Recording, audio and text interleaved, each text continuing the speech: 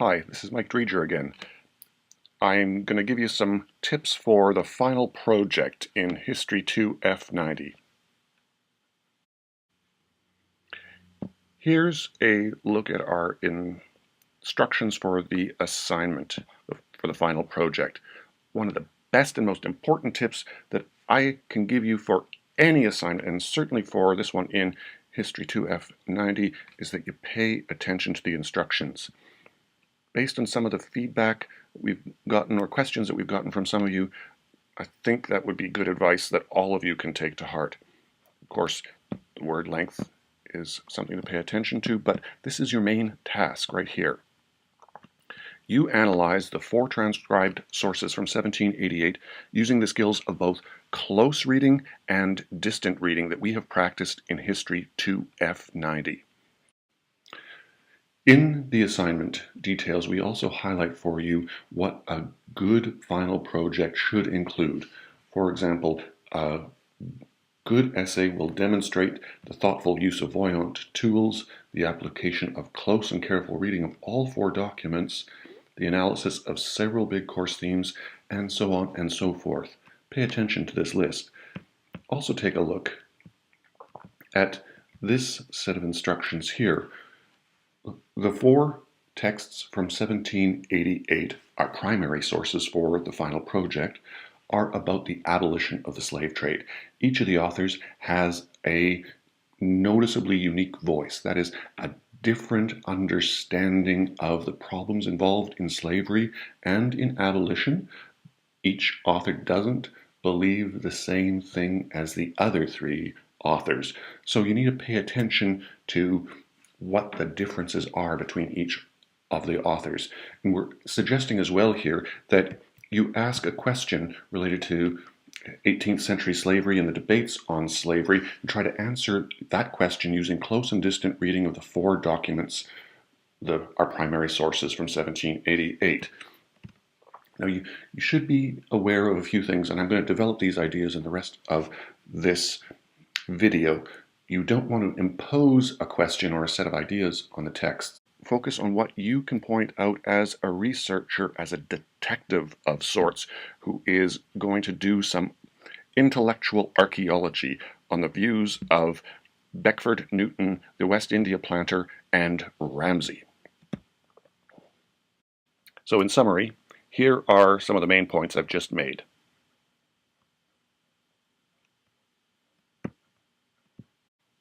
In addition to knowing what a good paper is made up of, it's really also handy to know what a good paper avoids.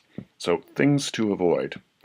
Number 1, I mentioned this in the previous video and I think already in this video, but it's worth saying again, you should not build your paper around obvious conclusions and the analysis of the most frequent and obvious terms. Let's go to Voyant tools for a few examples. Here's a terms radio for all 4 of the documents. When I plug them into the tool right off the bat, these are the 3 terms that are highlighted: Negroes, slaves, and trade. And since all 4 of the books are about the abolition of the slave trade, well, big whoop-de-doo. So what? Remember that question? So what?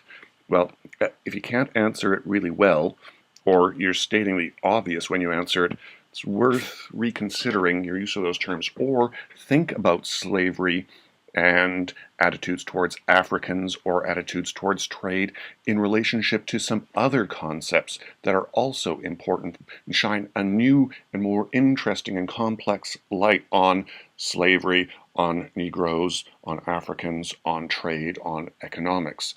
Think about those terms in new ways. So first of all, let's get rid of the highlighting of those 3 terms. When I use terms radio, I like displaying more than just the default of about 20 terms. I like messing around in this area here, or maybe even in the less frequent terms. These are all ranked. The terms at the top more frequent than the terms at the bottom. Look for concepts. Remember that term, concepts?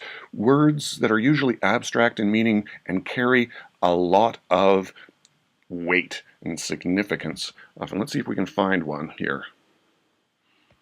Africa, justice. Ah, look at that. Justice is a really interesting concept. Authors tend to define it very differently, and notice John Newton doesn't even seem to use it in his thoughts on the African slave trade, but Beckford, the West India planter, and Ramsay use it in about an equal frequency. How do Beckford, the West India planter, and Ramsay understand what justice is, or maybe liberty, or some other terms? The terms radio can help us think about concepts in each of these four texts as they're distributed across the four texts. When a concept is not in a text, well, that could be significant too. Why is justice not important for John Newton? Here's another view of the four books on the abolition of the slave trade from 1788, this time using the bubble lines tool. When I plug in the four digitized transcribed books into bubble lines, these are the terms, the words that are the most frequent across the four texts, and they show up by default. We know that object is most probably an abbreviation for objection, as is ANSW, an abbreviation for answer. We can get rid of those individually. They're really interesting when looking at Ramsay's objections, but not really the rest of the texts. And well, if I want to find out about Negroes or slaves or trade, I have to think about other terms. I'm going to clear these and see if I could search for some others. Tax, I wonder, is that going to show up at all? The loading indicates that the program is searching for words that begin with TAX. Ah, okay. There are some discussions in Beckford and Ramsay about tax. Let's try taxes.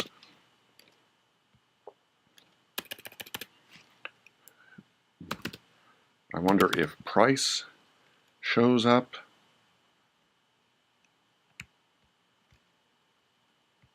Okay, we've got some more discussions in Ramsay about price or prices.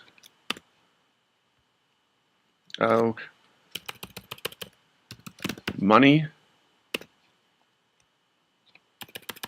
Here's a concept that might be interesting. Power.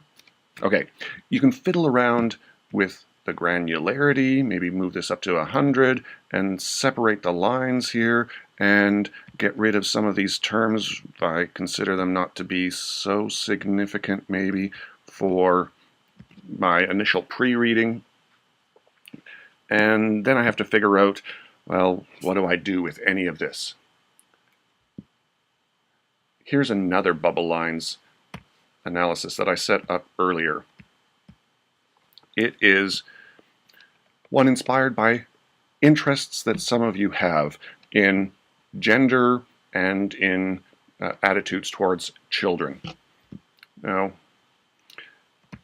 we could try adding a new term here. I had religion ready to go because we could look at attitudes towards God or Christianity or maybe African religion, if there's any discussion of those things in the four texts, and if they can help us think about how the author's attitudes towards the abolition of slavery are similar and different to one another. But let's take a look at, well, the word gender, see if it shows up at all. Ooh, engenders, but gender, you have to realize, is not an 18th century term of much significance. It's a 21st century term that historians and other scholars use to try to make sense of the way people in the past, in 1788 for example, the way their attitudes towards men's roles and women's roles and maybe the roles of family and children were shaped by beliefs and assumptions and so on.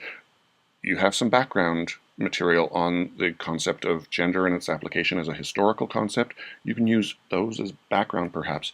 Just make sure that you are not imposing your attitudes or ideas about what gender is or what attitudes towards men or women should be or were in the past. Look at these texts with curiosity, with real curiosity. See what you can find. Here, separate the terms a little bit. Look for some patterns. Maybe unseparate them. Here we have some clusters of terms. What's going on in these sections? Well, fine. We could investigate these, but we don't want to just zero in on any one of these points in a text, even though they might look like they're significant.